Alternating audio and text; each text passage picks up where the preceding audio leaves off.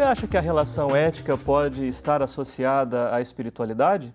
Thomas Merton é o autor que nos ajuda a compreender essa íntima relação. Está começando o Religare, Conhecimento e Religião, e hoje eu converso com Rodrigo Moreno. Ele é mestre em Ciências da Religião pela PUC Minas e é coordenador pedagógico no Colégio Marista Dom Silvério, em Belo Horizonte. Seja bem-vindo, Rodrigo. Prazer recebê-lo aqui. Prazer estar aqui com você, Flávio. Faz tempo que a gente não se vê. Sim. Um prazer muito grande. Uma grande oportunidade a gente encontrar aqui. Com toda certeza. Acompanhe as notícias da nossa programação pelo site da TV Horizonte. O endereço é tvhorizonte.com.br. Você pode acompanhar o Religare também pelo YouTube. Basta usar como chave, um termo de busca, Religare, Conhecimento e Religião. Assim você também consegue acessar o Religare pelas redes sociais. Procure por Religare, Conhecimento e Religião e deixe lá os seus comentários para a nossa equipe.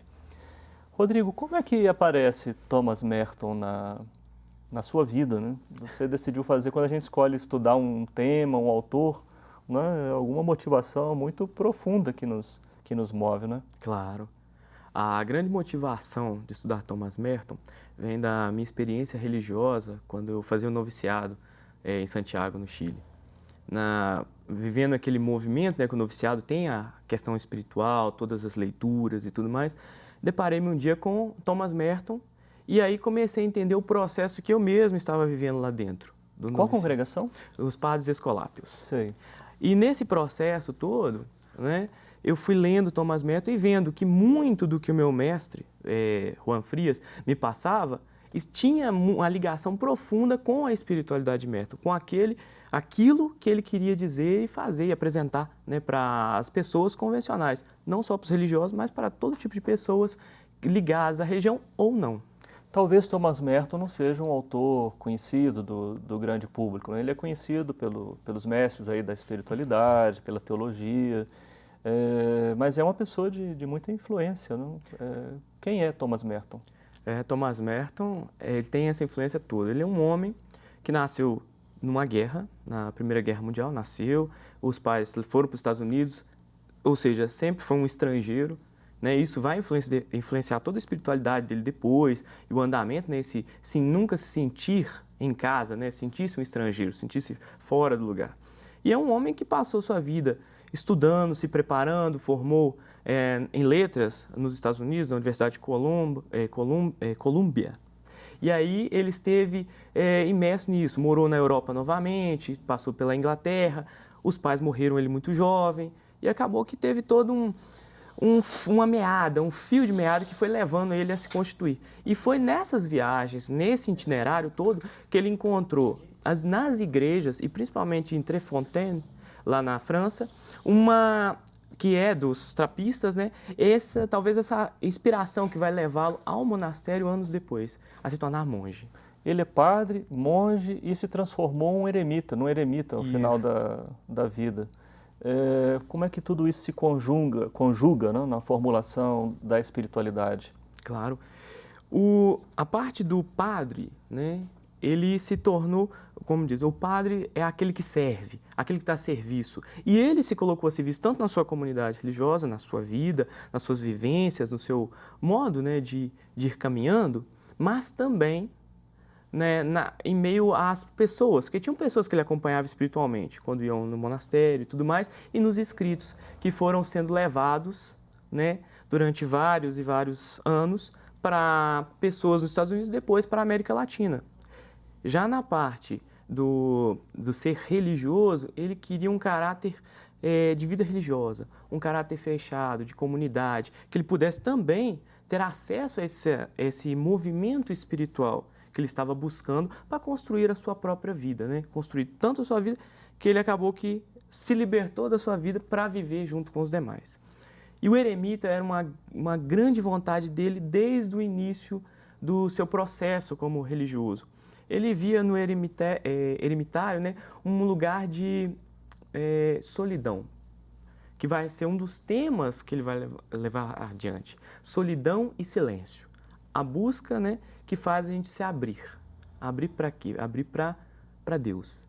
É ali que se situa. Então, essas três esferas, elas se juntam, o padre, o monge e o eremita, para construir e consolidar uma espiritualidade de abertura para Deus. Agora, ele também é reconhecido como um dos fundadores da teologia da libertação, da espiritualidade da libertação. Isto, da espiritualidade da libertação.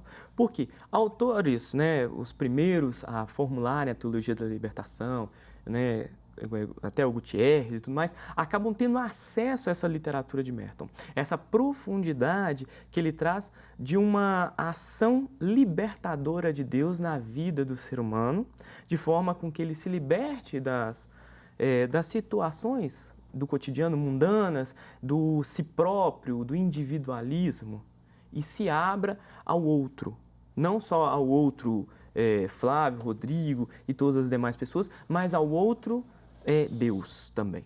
Né? Então, aí é uma forma, e isso vai entrar nas veias da teologia da libertação e vai se espalhar construindo. Sim, por esse fato, imagino que essa consideração sobre o mundo não é carregada de negatividade. Não. Porque o elemento, o componente ético é muito presente. Sim, não? sim. Na verdade, ele deixa o mundo como duas circunstâncias. Ele fala de um mundo em duas esferas humanas muito próprias. O mundo do si próprio, o mundo do eu mesmo, egoísmo, gerenciado. E o mundo de abertura para Deus, que coexistem na mesma existência humana, no dia a dia. Ele não está falando de objetos, de se é real, se não é real. Ele está falando de situações humanas. Para ele é o humano que está preso a si mesmo, ao seu egoísmo, e o humano que se liberta para viver uma experiência muito maior, tanto de humanidade quanto de Deus. Há um tipo de ideal nesse ser humano que se abre, e pergunto, esse ideal, né, se volta para esse eu egoísta, esse eu do si mesmo, né, que você coloca e avalia negativamente, não? Eu tenho que me libertar disso? Não, na verdade é um processo. É um processo que vai se dando ao longo que a pessoa vai se abrindo à espiritualidade, à profundidade de buscando dentro de si, em sua vivência, em suas vidas, né, em sua vida, tudo aquilo que pode ajudá-la. Né? E lá na profundidade é que acontece o movimento. Não é julgar o si próprio, né, o egoísmo como uma coisa ruim.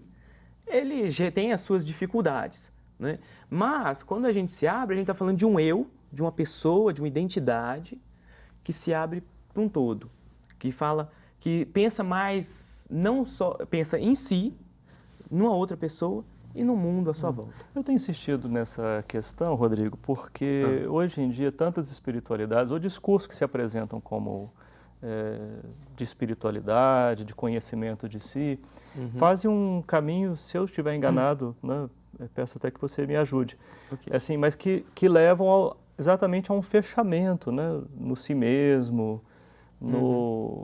enfim, basicamente isso, né, conhecer-se, descobrir-se, mas fechado aí. Isso. Né?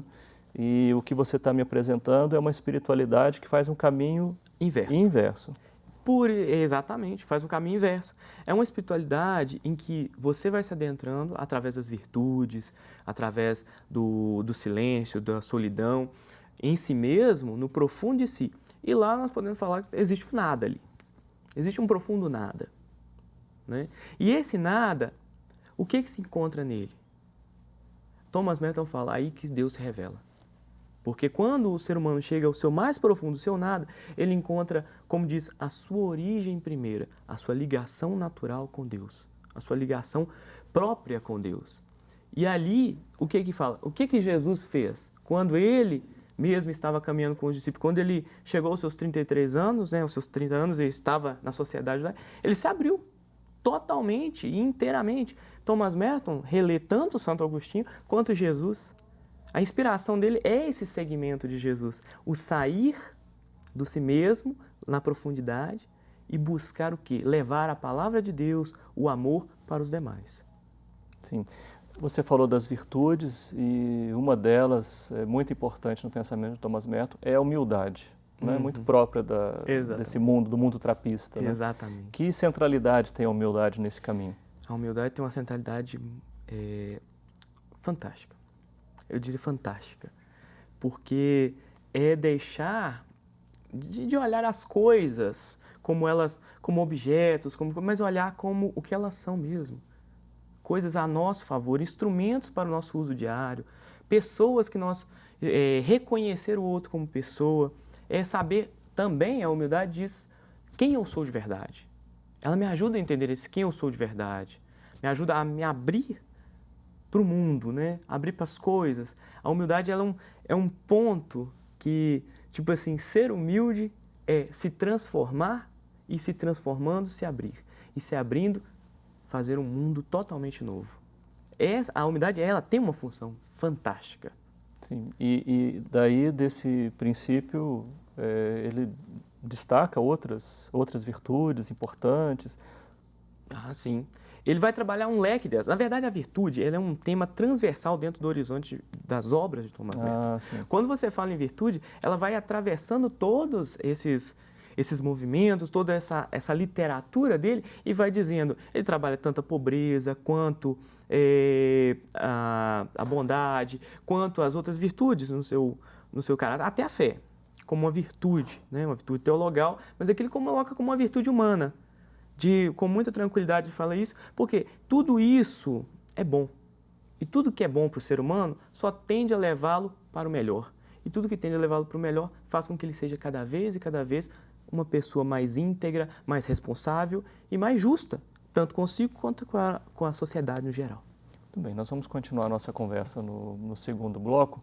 Eu estou aqui com o Rodrigo Moreno, ele é mestre em Ciências da Religião pela PUC Minas, coordenador pedagógico no Colégio Marista Dom Silvério, em Belo Horizonte. Nós vamos fazer um breve intervalo e voltamos já para falar um pouco mais sobre Thomas Merton. Até já!